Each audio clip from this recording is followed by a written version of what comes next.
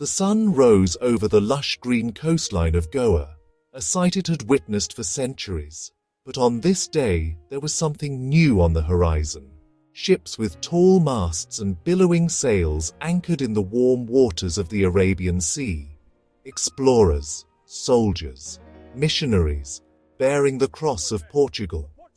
These vessels did not just carry people, they carried a new way of life. They brought a new faith, Christianity, which would soon take root in Goan soil. And with it came new customs, new traditions, new foods. Before the Portuguese arrived, the heart of every Goan meal was rice, versatile, familiar, steamed with curries or ground into flour for flatbreads and pancakes. For the Portuguese, bread was the staff of life, central to diet, and the Holy Eucharist. Bread was a profound symbol of the body of Christ. For new converts, embracing bread was a powerful statement of identity. The aroma of freshly baked bread began to represent belonging and devotion. Soft, delicate crust, a light, airy crumb. This was not the dense, chewy texture of rice. The introduction of bread started a quiet revolution on the Goan plate, not immediate, but seeping from wealthy homes to the wider society. The simple act of breaking bread took on complex meaning. A taste of Europe, a taste of Christianity, and soon a taste of Goa itself, a story baked into every loaf. The shift from a rice-centric diet to one that included wheat bread was not without its challenges. Wheat was not a native crop to Goa's tropical climate. Hot, humid weather and heavy monsoon rains are ideal for paddies, not for fields of golden wheat. The Portuguese tried to cultivate wheat, but the grain did not thrive in the local soil and seasons. Wheat flour became scarce and expensive.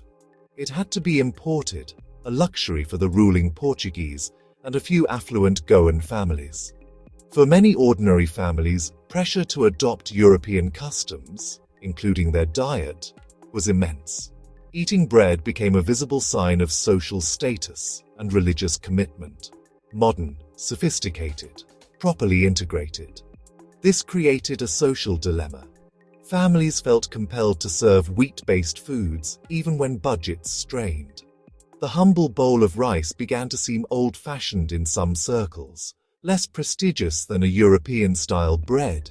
Women, keepers of the kitchen, became resourceful, stretching wheat with rice flour. Hybrid breads, denser with unique textures, signaled an early fusion that would define Goan cuisine, a practical solution to social necessity extending to multi-course meals, baked dishes, and roasts that demanded new tools, ovens, and rhythms of life. Making bread presented practical problems beyond sourcing flour. A light, leavened loaf was foreign to most Goan cooks. Traditional breads like pakri were unleavened. Rice flour flatbreads cooked quickly. European doughs needed kneading and hours to rise. Fermentation demanded patience, and in Goa's warm humidity, it could be unpredictable. The biggest hurdle was the oven. The classic pão needed a hot, enclosed space for crust and crumb. Most homes had none. Building a proper baker's oven required expense and skill. Resourceful cooks improvised. Large, heavy pans with lids, hot coals above and flame below, a makeshift oven demanding great skill. Bread introduced new timelines. Prepare early, proof, then bake. Hours added to already full days. Beyond equipment and time, there was the problem of the rising agent. The Portuguese used fermento, yeast. Commercial yeast did not exist. Starters teeming with wild yeasts were unstable in the heat, easily spoiled by bacteria. A reliable, local solution was desperately needed. The search for a reliable leavening agent led Goans not to Europe, but to a treasured local resource, the coconut palm. For generations they tapped sweet, milky toddy, a daily delight when fresh, mildly alcoholic after a few hours. Its natural fermentation was the key. The same wild yeasts in the air and on palm flowers could make dough rise. Pure culinary genius. Instead of unstable starters, bakers used fresh toddy as the liquid, mixed directly into wheat flour to form a soft, pliable dough. The toddy's wild yeasts fed on sugars and starches, swelling and bubbling beautifully, even in the heat. Abundant, inexpensive, locally perfect, toddy solved the yeast problem entirely. The bread was unique, soft, cotton-like, subtly sweet with a faint tang. Unlike European yeast breads. No longer a copy, a European concept raised by a Goan spirit. Pão de Açúcar spread home to home.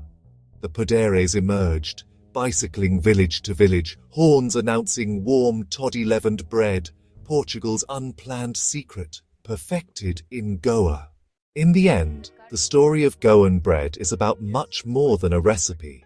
It is a story of navigating profound cultural change. What began as a way for new Christians to connect with their faith and emulate the Portuguese evolved into something far more meaningful, an expression of a new, hybrid identity.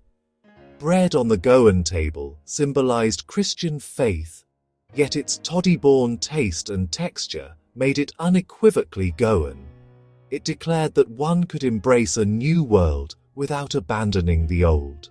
Faced with pressure and limits, Goans reinvented bread for their environment and palate, fusing foreign with familiar. This synthesis, blending Portuguese and Indian elements, defines the essence of Goan culture. Food carries history. In each warm, soft bite, you taste wheat that crossed oceans, and the sweet sap drawn from a local palm, a meeting of two worlds on a single plate. The bread reminds us culture is alive, growing as people borrow, adapt, and create, weaving threads into a new tapestry. Today, the smell of freshly baked bread still wafts through Goan lanes.